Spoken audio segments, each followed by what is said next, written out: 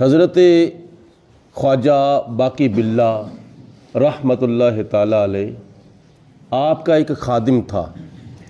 جو کہ آپ کی خدمت کرتا تھا، آپ کے آستانہ کو جھاڑو دیتا تھا، آپ کے آئے ہوئے مہمانوں کو کھانا کھلاتا، پانی پلاتا اور کافی خدمتیں کرتا تھا۔ ایک دن تو اس نے کہا کہ بس مجھے اپنے جیسا کر لے، میں آپ جیسا ہونا چاہتا ہوں۔ حضرت باقی باللہ رحمۃ اللہ تعالیٰ علیہ اس کو اندر لے گئے اور اندر لے جا کر تنہائی میں اس کے اوپر ایسی توجہ ڈالی کہ جب باہر نکلے تھے تو دیکھنے والوں کو پتہ نہیں چل رہا تھا کہ حضرت باقی باللہ رحمۃ اللہ تعالیٰ علیہ کون ہے اور آپ کا خادم، آپ کا مرید، آپ کا شاگرد، آپ کا نوکر، آپ کے مہمانوں کی خدمت کرنے والا کون ہے۔ صرف اتنا فرق تھا کہ حضرت باقی باللہ رحمۃ اللہ تعالیٰ علیہ ہوش میں تھے اور جو آپ کا خادم تھا وہ بے ہوش تھا، اتنا فرق تھا۔ باقی سر سے لے کر پاؤں تک کوئی فرق دونوں میں نظر نہیں آ رہا تھا۔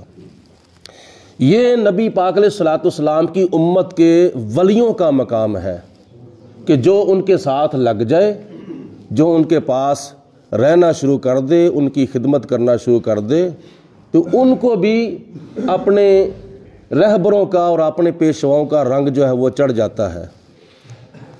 تو جس پیارے ابو بکر صدیق رضی اللہ تعالیٰ عنہ نے بچپن نبی پاک علیہ السلام کے ساتھ گزارا ہو، جوانی حضور کے ساتھ گزاری ہو، بڑھاپا حضور کے ساتھ گزارا ہو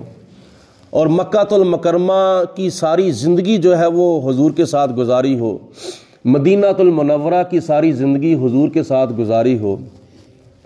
بدر میں حضور کے ساتھ، احد میں حضور کے ساتھ، خندق میں حضور کے ساتھ، تبوک میں، یرموک میں، غار میں 3 دن اور 3 راتیں نبی پاک علیہ الصلوۃ والسلام کا سر مبارک اپنی گود میں رکھ کر جنہوں نے ٹکٹکی لگا کر نبی پاک علیہ الصلوۃ والسلام کا دیدار کیا ہو، تو اس پیارے صدیق کا کیا پھر مقام ہوگا اور کیا درجہ ہوگا۔ یہی وجہ ہے کہ حدیث پاک میں آتا ہے کہ نبی کریم علیہ الصلوۃ والسلام نے جب اللہ کی راہ میں سخاوت کرنے کا حکم ارشاد فرمایا غزوہ تبوک کے موقع پر،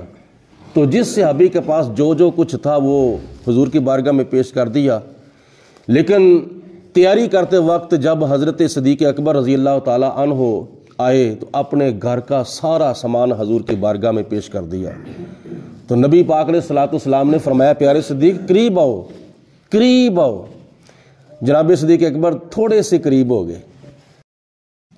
لیکن نبی پاک علیہ الصلوۃ والسلام کے ساتھ جو محبت تھی وہ بھی اپنی جگہ پہ ٹھیک تھی، اور حضور علیہ الصلوۃ والسلام کے حکم پر جو عمل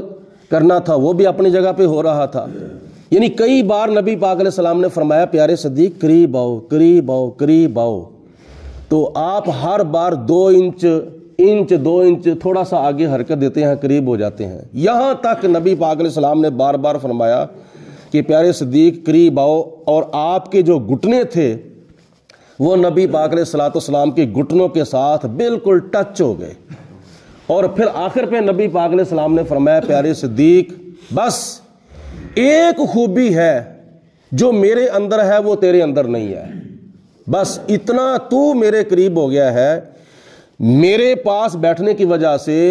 تیرے اندر اتنی خوبیاں اور اتنی خصوصیات پیدا ہو چکی ہیں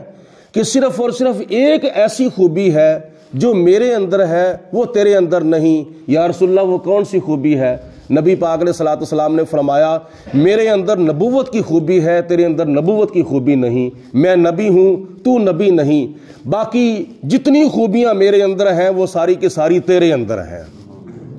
یہ نبی پاک علیہ الصلوۃ والسلام کے قریب ہونے کا درجہ اور مقام ہے جو اللہ پاک نے حضرت صدیق اکبر کو عطا فرمایا تھا۔ گل لا کے کوجے کملے نو لجپال نے کرم کما چھڈیا، مینوں منگنا پیا نہیں در در تو ایسا خیر سخی نے پا چھڈیا، در در تے گدائیاں کیتیاں نہیں اساں ہور کمائیاں کیتیاں نہیں۔ ایک سونیا تیرا نا سونا اساں دم دم نال پکا چھڈیا۔ ہمارے حضور قبلہ الحاج پیر مفتی ابو داؤد محمد صادق صاحب رحمۃ اللہ تعالی علیہ اسی نعت کا ایک آخری شعر پڑھا کرتے تھے، جو کہ ان اللہ والوں کے اوپر بالکل فٹ ہوتا ہے کہ کیویں بھلاں اپنے ماضی نو، سی جان دا کون نیازی نو۔ نیازی کون؟ وہ ایک مشہور نعت خواں ہوئے ہیں، نعت گو شاعر عبدالستار نیازی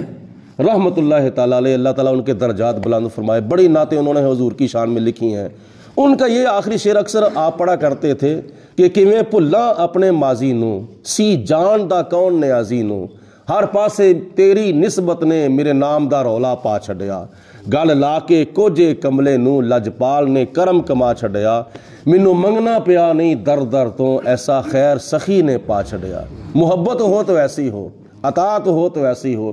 حضرت سیدنا صدیق اکبر نے نبی پاک علیہ السلام سے محبت نہیں کی بلکہ محبت کی انتہا کر دی۔ حضور سے وفا نہیں کی بلکہ وفا کی انتہا کر دی۔ اللہ کی راہ میں سخاوت نہیں کی بلکہ سخاوت کی انتہا کر دی۔ اللہ تعالی ہم سب کو صحابہ کے نقش قدم پہ چلنے کی توفیق عطا فرمائے، اور مرتے وقت اللہ پاک ہم سب کا ایمان سلامت فرمائے۔ ثم آمین وآخر الدعوانا ان الحمدللہ رب العالمین۔ درود پاک پڑھیں، الصلاۃ والسلام علیک یا سیدی یا رسول اللہ وعلی آلک و صحابک یا سیدی یا حبیب اللہ۔